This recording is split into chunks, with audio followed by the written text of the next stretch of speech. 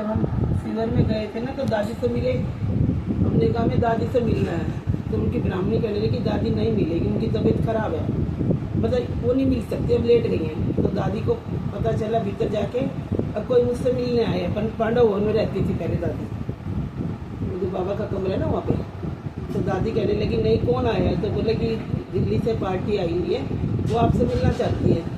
फिर हम गए भीतर, दादी कहने लगी, दादी बाहर निकल के आ गई तुमसे। मैं कहने लगी नहीं मिलूंगी मैं इनसे। तो दादी कहने लगी हाँ ओम शांति। मैं कहा दादी हमें क्या था, पंखे की सेवा देनी थी। हम बोले हम दादी के ही हाथ में देंगे।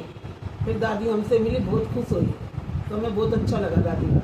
फिर दादी विदेश जाने लगी ना, हमें दादी पहले दादी टोलियाँ देती थी सबको अपने हाथों से।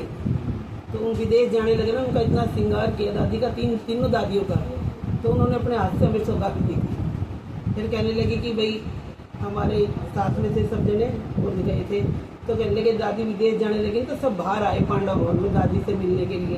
तो हमने जैसे ही दादी के हाथ लगाया ना, हाथ मिलाने लगे, गाड़ी में बैठी थी तो ऐसी थी दादी, बिल्कुल रूई ना रूई जैसी थी।